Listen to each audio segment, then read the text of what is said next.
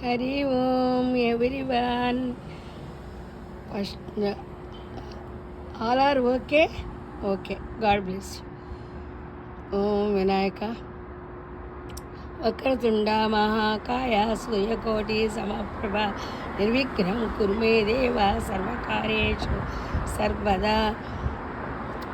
ఇవాళ గురువారం కదా, బాబాదేవో గురు బ్రహ్మ గురు విష్ణు గురుదేవో మహేశ్వర గురు సాక్షాత్ పరబ్రహ్మ తస్మే శ్రీ గురువే నమః. మనము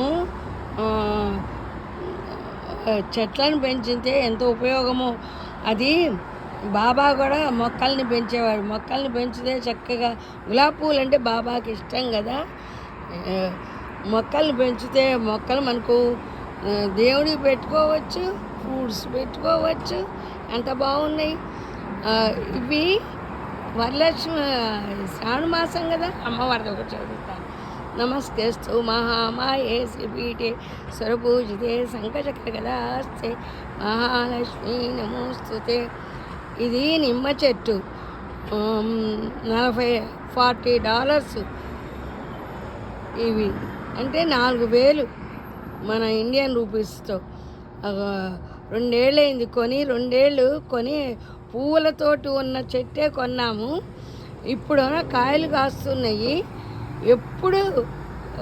ఎప్పుడు కాస్తూనే ఉంటాయి అన్నమాట. ఏడాది పొడుగున ఒకటో రెండో ఎన్నో కన్ని కాస్తుంటాయి.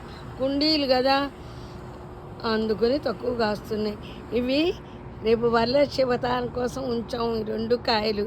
మళ్ళీ పిందెలు వస్తున్నాయి చూసారా, చిన్న చిన్న పిందెలు. చెట్టు నిండా చిన్న చిన్న పిందెలు వస్తున్నాయి. ఇవి ఎప్పుడంటే ఇవి దసరాలకి పెద్దవి అవుతాయి. అప్పుడు ఇవి దసరాలకి ఉపయోగపడతాయి.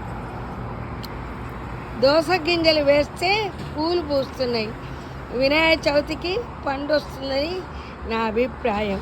మీరేమంటారు? మొక్కల వల్ల ఉపయోగాలే కదా. ఉంటా, మీ శ్రీదేవి.